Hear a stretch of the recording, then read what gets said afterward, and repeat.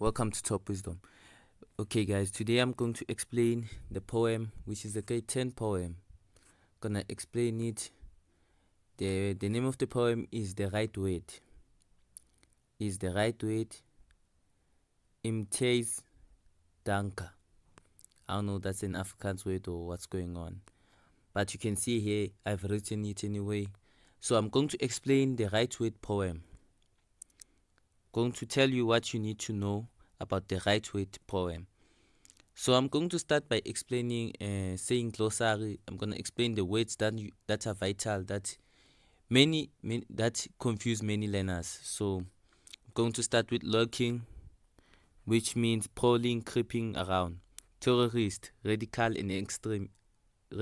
or extremist. Freedom fighter, which this is familiar. You are familiar with this word. A person who takes part in a voluntary struggle to achieve a political goal. Hostile, unfriendly and aggressive or aggressive. Militant, activist, rebel, revolutionary. Wavering, hesitating, indecisive. Guerrilla, member of a small band of armed fighters, also spelled as guerrilla. It's basically the same thing. Defying, challenging or confronting. Martyr, someone who dies for his or her beliefs. So I'm going to say about the poem now. About the poem, she was born in 1954 in Pakistan to Pakistan parents, by the way. Brought up in Scotland. She is an award-winning poet, artist, and filmmaker. Many of her poems focus on home, freedom, and displacement and feminism. So this is not really that important that where she was born or whatever, because they don't ask this most of the time in the exam. But you need to know about the poem. Going to explain about the poem. Right now I just explained about the poet, by the way. So I'm going to explain about the poem now. This poem was written in 2006, 5 years after the 11th September 2001 terrorist attack in USA. For some, the perpetrators of the 9/11 were people fighting oppression, while others saw them as murderers. The poet explores the power of the words and their connotations. The poet tries to different ways to describing the person outside her door, but eventually in the stanza 6 she abandons the words and just uses her eyes. In this way, she moves from fearfully describing the person as a tourist to inviting a child into her home. This poem is written in free verse. This is very, very important. This poem is written in free verse. There are no rhyming words and no regular rhythm. This could be indicative of her bafflement and confusion. Conventionally style, albeit in 9 separate stanzas. The poem is a conversation that the poet is having with herself about the perception and the connotations of words. She states, I work with film, and I know that I can take one image and edit it to 10 different ways. Write 10 different sets of words and make it into 10 different stories. There's one of the things that I am trying to do in the poem, the right word. There is just one image, but it's an image that is interpreted in different ways depending on the preconceptions that fit into each verse. So now I'm going to the analysis now. I'm going to talk about the analysis of the poem, which is very important. You should listen very, very carefully so that you can understand the poem and go right and pass. The word terrorist creates a complex set of expectations. We believe that we understand how this person will act.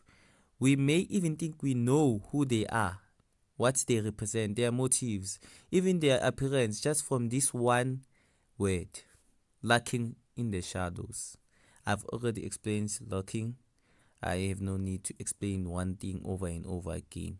If you have ears, you know it by now. further suggests that they are hidden threat waiting for the moment to attack. Darker, which is the author, creates tensions and mood in just these 3 opening lines. However, you'll forgive me if I'm saying this the author's name wrong or the poet's surname wrong. Forgive me. Darker deflates this expectation from this expectation when in the next stanza she asked, let's check the next stanza, is that the wrong description? Describes the person as taking shelter in the shadow, seeking safety against an oppressive enemy. Even in the subtle change in the way choice significantly alters our interpretation. Darker continues in to highlight that there are many ways to frame or reframe a situation.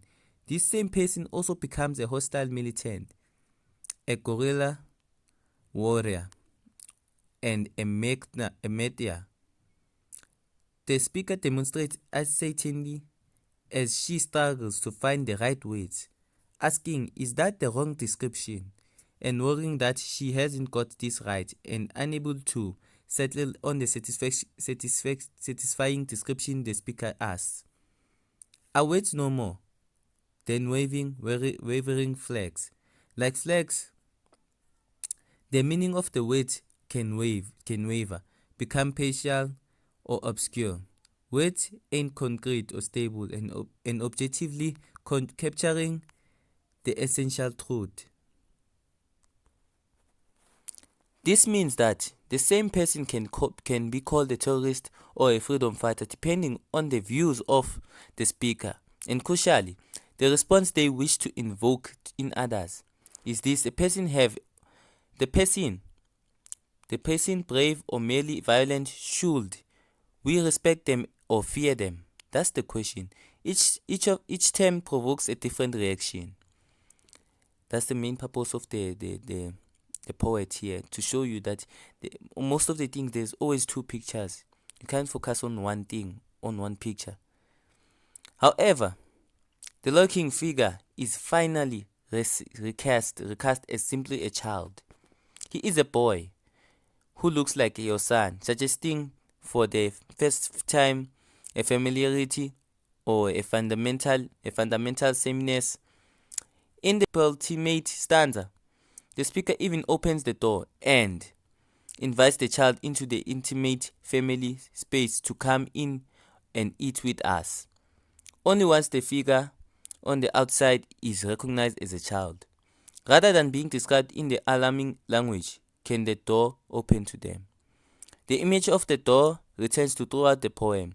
A wall simply divides 2 sides, yet a door can open, providing an opportunity for the 2 sides to connect. One side must take the risk and reach out, opening the door to the other and welcoming them in. Danker argues that the words can create an artificial barrier between people, hiding our similarities and emphasizing imagining fundamental differences, but the right words, like a door, can open up new spaces for friendship and understanding. So the author here actually wanted peace here, because as you see, you can check on Google what happened in 2001 in USA, the 9/11 attack. It has a lot of stories anyway, but the author here is trying to explain that there are 2 pictures in this thing, and it can happen that the other person had a reason why he did what he did. So I won't explain what happened to the 9/11 because I'll be out of context and talking about the other things, and I'll be talking about history. But what I'm trying to say here is that there are 2 pictures in here, and I've already explained everything that you need to know here. I'm sure now you understand the poem, and I've already explained the words that are challenging to the learners. So don't forget to subscribe and like the video and share the video.